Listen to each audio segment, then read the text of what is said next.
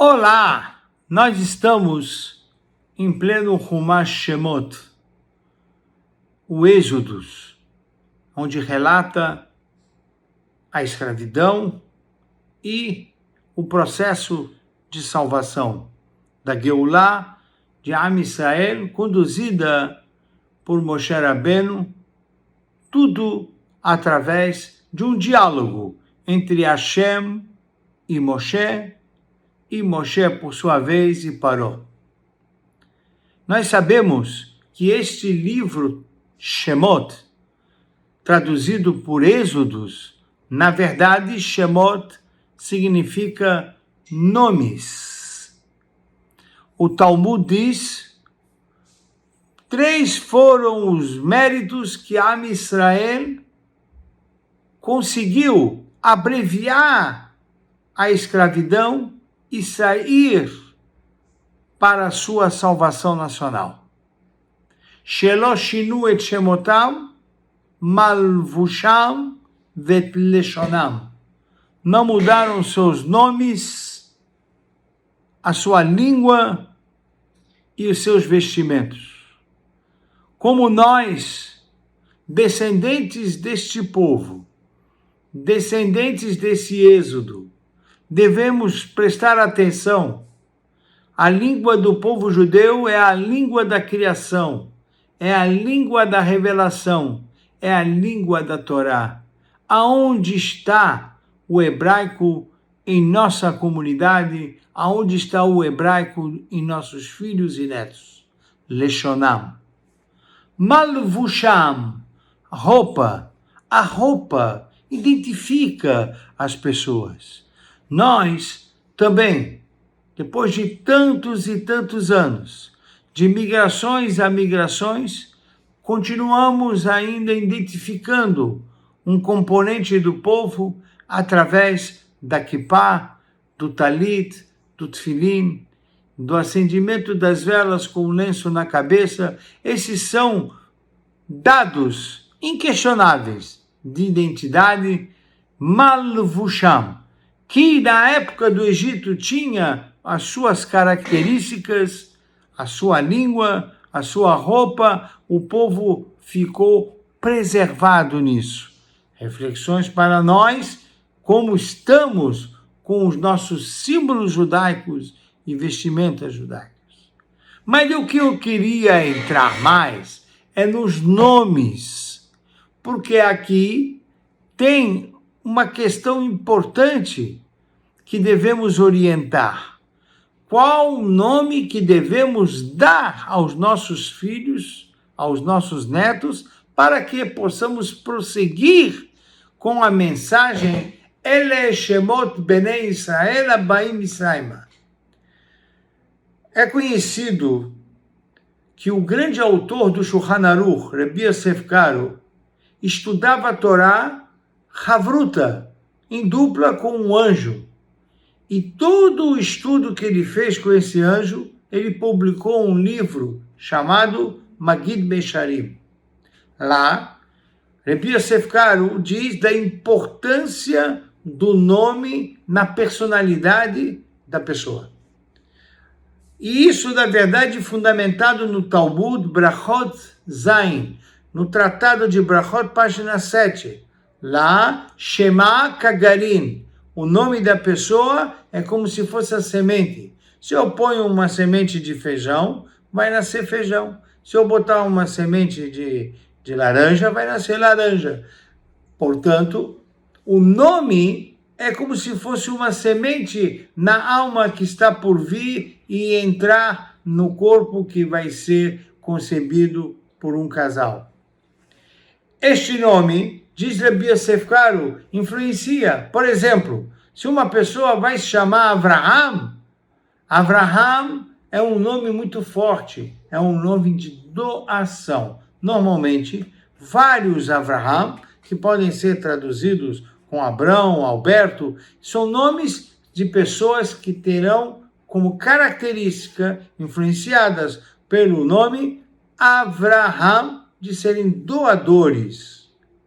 Yosef, por exemplo, Yosef será uma pessoa que sustenta, porque Yosef sustentou toda a família e todo o Egito naquela época em função dos 7 anos da miséria.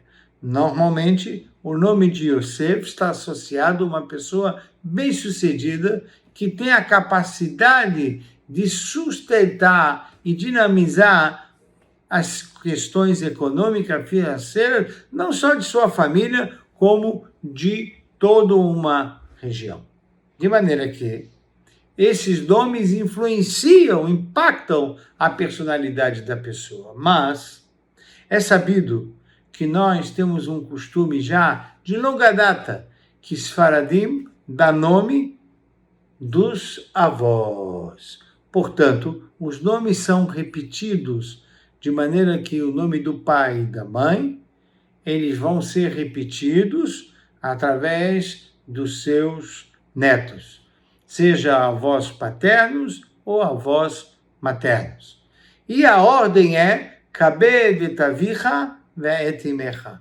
Primeiro os avós paternos, depois os avós maternos. E nós encontramos esse costume já em alguns personagens. No Talmud é conhecido, Rabban Gamliel tinha um filho chamado Rabi Shimon ben Gamliel. Quando teve um filho, chamou o filho de Gamliel. E assim ficou Rabban Gamliel, Rabi Shimon ben Gamliel, Rabban Gamliel ben Shimon.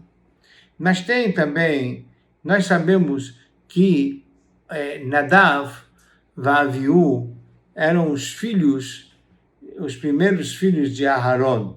Lá, nós temos uma questão que precisa ser observada. Se pode se mudar generosamente, dar primeiro o nome dos avós maternos e depois dos avós paternos. E a lei diz que não. A lei diz que primeiro os avós paternos e depois os avós maternos. E assim, os filhos de Aharon foi ser bonzinho e foi fazer essa bondade e deu primeiro o nome de Nadav, que era o sogro dele. E todos nós sabemos que isso não foi positivo, porque a trajetória de Nadav Avihu seria o nome do pai, Avihu, Av, Shelo, e aí nós sabemos que Nadav e Avihu teve uma vida muito curta, os dois. Portanto, é de muita seriedade manter a tradição de dar os nomes dos pais aos netos, primeiro avós paternos, depois avós maternos. Há algumas exceções. O Ramban, Rabbi Moshe ben Nachman, diz que quando uma família tem um avó ou um avô falecido, e aí a esposa, a mãe, pede para o marido, fala, olha, você poderia abrir mão em função que já temos um avô falecido? Então, o Ramban responde que ele mesmo fez isso. Ele mesmo deu nome ao seu filho, ele era casado com a filha de Rabi Yoná e chamou o primeiro filho de Yoná. Ele abriu mão, ele não chamou o filho de Nachman, porque ele era Rabbi Moshe ben Nachman. Ele disse, em algumas situações, pode-se abrir exceção quando um dos avós já estão falecido, seja filho ou filha, então ele pode abrir mão e falar, olha, vamos fazer então a sequência interrompida, mas, fora isso, o correto é que tenhamos os netos com os nomes dos avós. Esse é o minhag sefaradi, esse é o minhag que devemos manter. Os Ashkenazim, eles pensam diferente. O Ramá, Rabbi Moshe Israelis, no Shulchan Aruch, em Oredeá, ele diz que dar nome só depois de falecido. Por quê? Não é por superstição, e sim por respeito, kavod. Não é bonito que o neto tenha o nome do avô e o avô ainda está vivo. Por quê? Porque quando o pai vai chamar o filho pelo nome, pode ser que não fique claro que ele está chamando o filho dele, e pode ser que o avô pense que ele que está sendo chamado. E isso é um desrespeito.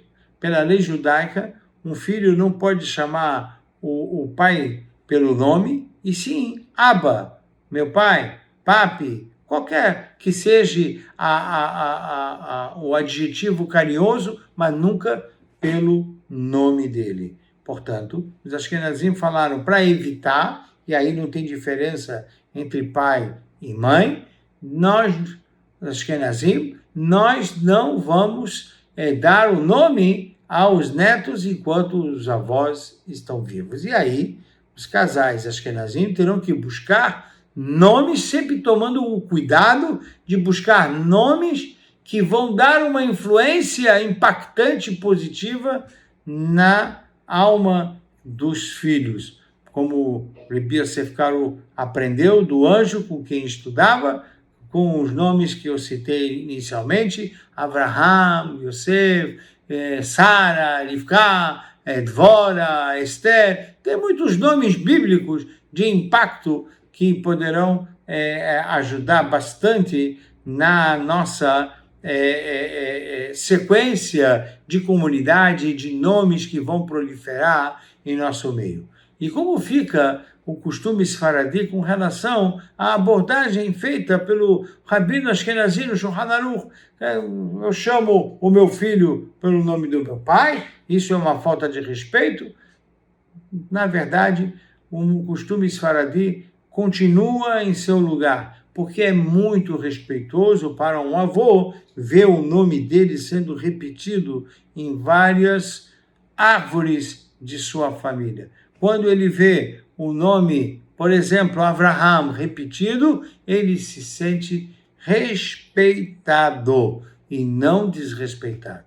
Quem tem razão? Não importa quem tem razão ou quem não tem razão. Essa é a tradição. O mundo Ashkenazi deve manter a tradição de não dar nome aos filhos enquanto os avós estão vivos, e os Faradim têm que dar o nome dos filhos com o nome dos avós, seguindo a sequência, avós paternos e depois avós maternos. Ele Shemot Bnei Israel Abaim Mitzrayma. Não mudar o nome, não mudar essa tradição e buscar sempre nomes que tenham um impacto positivo da alma dos nossos filhos e nossos netos. Esta é a mensagem de todo o Chumash Shemot. Pense nisso. Shabbat Shalom U'Borach.